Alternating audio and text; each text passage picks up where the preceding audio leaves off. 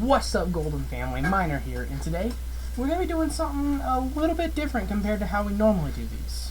Today, I'm going to give you guys my personal rankings of all the looks of Michael Myers from the Halloween franchise. This includes things like his masks, his ghost looks, the clown costumes, everything. Some of these looks range from awesome to alright to just plain what is this. A couple of these I have grouped together because they look exactly the same, mostly. We have 21 rankings in total. These are all completely my rankings, so if you disagree, welcome to the internet. But you guys can let me know in the comments where you guys would rank these. But enough wasting time, let's move on to number 21. So at number 21, we got the CGI mask. I'm sure we all remember seeing this mask and thinking, wait a minute! So basically, they had the K&B mask. They realized it sucked, so they replaced it with the Stan Winston mask. Both masks we will get into later. So in order to not waste time, they had to leave in a few scenes with the K&B mask. But there was one major scene they couldn't reshoot. It was the scene where the guy pulls the corkscrew out of the sink. So they put this crappy CGI computer-generated thing over Chris Strand's face. I'm being serious. He had the K&B mask over his face, then they put like a CGI mask over it. And this thing is horrendous. Not just in like, you know, a look standpoint, because this thing is ugly, but like in a what the freak standpoint, because this thing should not exist. Anyway, number 20. So in the number 20 spot, we have the infamous pink mask from Halloween 4. Now, seeing this mask right here for the first time, I'm sure we all had the exact same reaction as the CGI mask. Wait a minute! Some people say that it was there because, you know, he got sprayed in the face with a fire extinguisher and it was out of order. But what actually happened was the crew was working very late at night and they forgot the mask, so they went to the props trailer, grabbed the mask and threw it on the actor's face, not knowing it was the pink mask. And they were just too tired to notice nor care. It's just, this thing should not even be in the film. Like, I mean, I get it, they were tired, but you could have reshot it the next day. But anyway, number 19. So at number 19, we got the mask that was used primarily throughout Rob Zombie's Halloween 2. Now, I don't mind the Rob Zombie films. Rob Zombie's Halloween 2 I thought was extremely confusing. I couldn't get the plot of it. I like the hobo look. I like that look, okay? I just don't like the mask. When somebody asks me what I think of Michael Myers, I think of the blank, pale, emotionless face of evil. But, like, this isn't, like, you know, blackest eyes, devil's eyes look. He's supposed to have two bottomless pits as eyes. If we're showing that much of his face, we are showing way too much. Honestly, they dared to be different, and this was an extremely ballsy move, but, I mean, this is terrible. Anyway, moving on, number 18. Number 18 is also from Rob Zombie's Halloween 2. This mask right here, I don't hate, okay? I don't hate this mask. This is the mask he was wearing in the hospital at the very beginning of the film, before half the mask was ripped up. Now, they didn't really explain why he survived getting shot in the face in the first film. Like, they didn't explain that very well. But I like the look of the mask because of that. Honestly, this version of Michael Myers is just disgusting. He has like a beard. He has long hair. He probably smells terrible. Like, he probably smells like poop and vomit and just... You know what, let's just move on. Okay, at number 17, we got the main mask that was used in Halloween 4. Now, honestly, this mask right here is really bad. It's bad. Some people love it. I can respect that. I can respect other people's opinions. I just don't like this mask. The mask was bad. The film was bad. Sometimes we see it with tiny eye holes. Sometimes George P. Wilbur's wearing shoulder pads to make him look broader. Honestly, it just looks like his head is just seeping into his shoulders. So for those of you who don't know how this mask came to be, they ordered Michael Myers masks. I don't know if they were thinking that they would already be altered or that they would alter them afterwards. Keep in mind, they were Michael Myers masks, but they were still in Shatner mode with pink skin and white hair. So they had to paint the mask, and the paint was like caking in some places and cracking in others. They drew over the eyebrows, giving him a more shocked expression. They left on the sideburns. They slicked his hair back, and what we were left with is not the face of evil. We were left with a divorced old man who's wondering if his wife will ever call him. Keep in mind, no hate towards George P. Wilbur. I think he's a great actor. He played Michael Myers alright. I just don't like this mask. I just don't like the film in general. So, at number 16, we got the Halloween H2O K&B mask. Now, I call this one the bloated mask. Now, that's due to the fact that it has a massive forehead. Like, the thing is, like, freaking huge.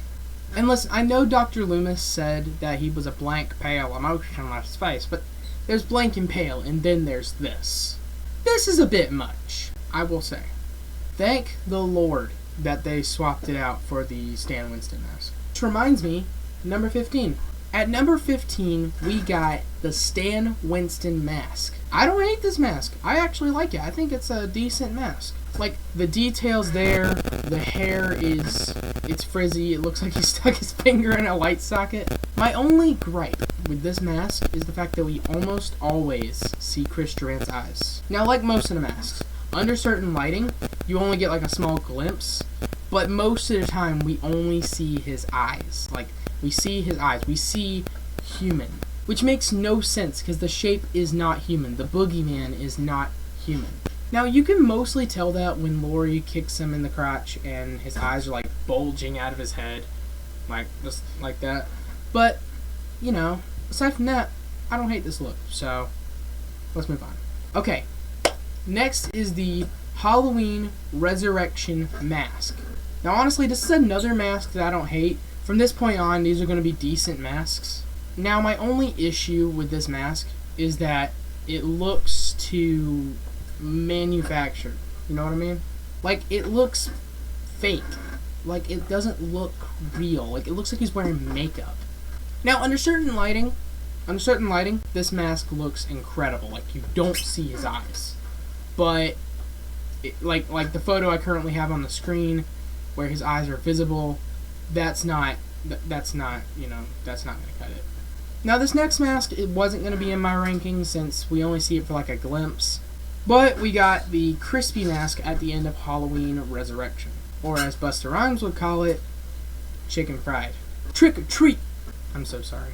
Now, honestly, I don't hate this look. Now, if Michael has gotten up and started wearing this mask and just started walking and killing people wearing this mask right here, then I would hate it. But since we only see it for like a half a second, I don't mind it. So now for the real number 13 mask, which is the Rob Zombie's Halloween 1 mask. I actually don't hate this mask. This is actually, in my opinion, an extremely underrated film. I like the cracked look of it. Like, it has continuity. It has a story to tell. Like, this is the first mask we saw that has rot on it. Although I do prefer the clean-looking mask that he wore at the very beginning of the film. This is not a bad look. Okay, at number 12, we got the Halloween 5 mask, or as some call it, the Witch mask. Now, Don Shanks was going to wear the Halloween 4 mask, but they realized that the mask looked, quote-unquote, too feminine on his head. So they had to design a completely new mask to fit his head better. This mask was actually not based off of William Shatner. This one was actually based off of Greg Nicotero. Honestly, I don't really hate this look. I mean, it has like a witchy vibe to it. My only issue with this mask is that it's not tucked in. That's my only issue. That and that this was supposed to be the same mask that was worn in 4. At least with that mask, we see him picking it up from a costume store. You know, that was a brand new mask. Like that was the mask he was wearing. This one somehow looks completely different. Now, a mask that I absolutely despise, that I wasn't going to include in this ranking, was the Brute mask that he wore in this film, but I digress. Let's move on. In the number 11 spot, we got the bandaged look from Halloween 4. Now, bandaged look with the hospital scrubs on, I don't like that. bandage look with the coveralls, however, that's awesome. This one actually wasn't portrayed by George P. Wilbur, but it later would be changed to George P. Wilbur for some reason I can never remember. However, this right here is only a temporary thing because it looks too close to things like The Mummy and The Invisible Man and so many other things. But honestly, I don't hate this look. At number 10, we got the ghost look from both 1978 and Rob Zombie's Halloween. Now, me personally, I think I prefer the one from Rob Zombie's. Now, keep in mind, the Rob Zombie films were not the best in the franchise. I still prefer the ghost look in this one compared to how it was in 78. That's just my opinion. So, let's move on.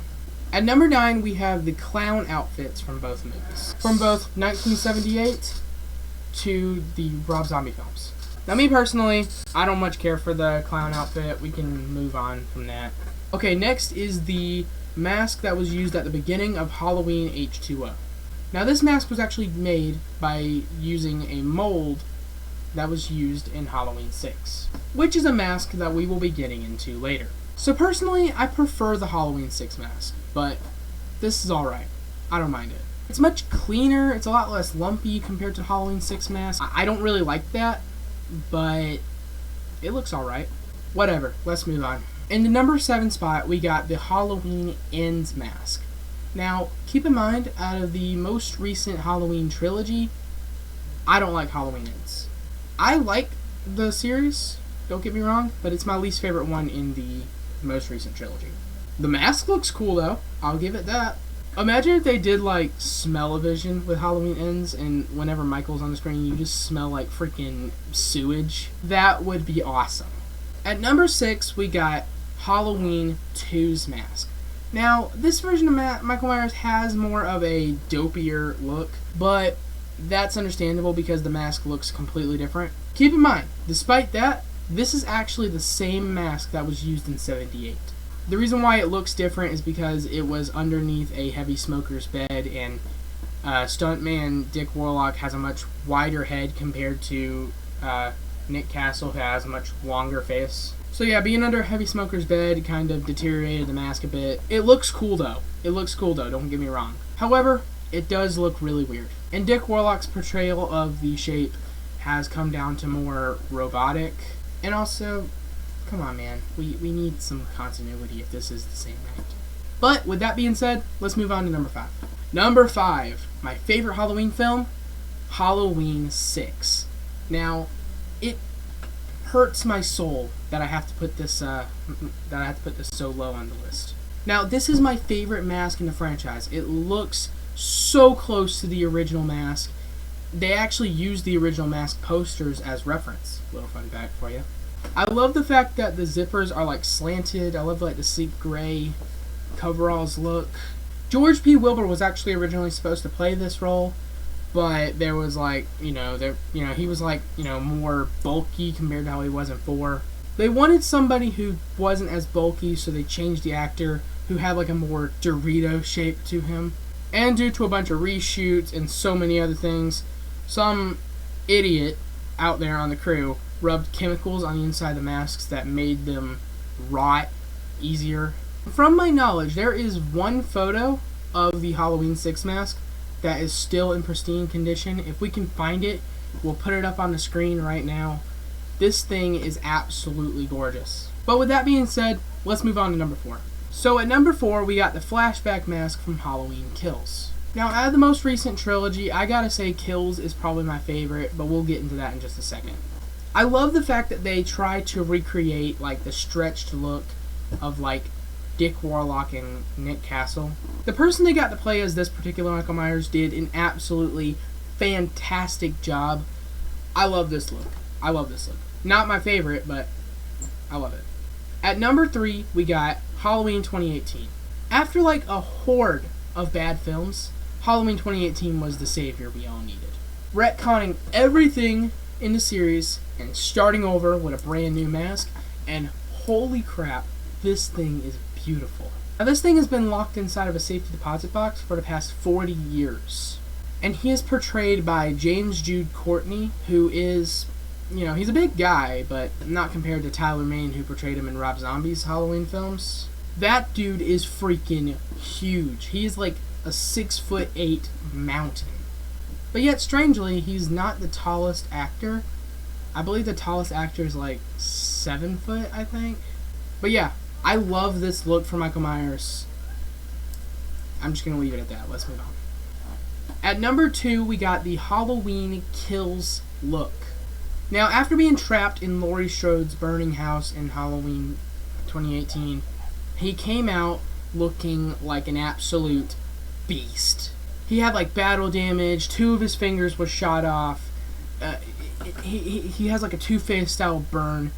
This thing looks incredible. Yeah, definitely out of the most recent trilogy, this one's my favorite. Hands down. What is there left to say? And last, but certainly not least, at number 1, if it wasn't extremely obvious, it's obviously the 1978 mask. This one's the classic, the original, the very first Michael Myers mask. Now, I'm sure everybody and their grandma knows how this mask was made. It was originally a 1975 William Shatner Captain Kirk mask from Star Trek. Somebody on the crew was tasked with finding a store-bought mask to use for the shape. This was because they had a very, very slim budget. Someone went out and found a Captain Kirk mask, a Spock mask, and an Emmett Kelly clown mask. Overall, the Captain Kirk mask was chosen. And they, and I quote, tore off the sideburns, widened the eye holes, painted it at the time a fish belly white, which would then be changed to an appliance white, darkened the hair, removed the eyebrows, and what we were left with was the face of pure evil. One of the most iconic movie props ever created. And that's going to wrap up today's video, everyone. Hope you guys enjoyed the video. If you did, give it a like. Comment down below what you guys thought, and also subscribe. Let me know if you guys agree with my rankings or disagree with them. And if you disagree with them, let me know how you would rank them in the comments. And with that, this is Miner signing off for now. I love you guys, and thank you guys so much for watching. Golden Family.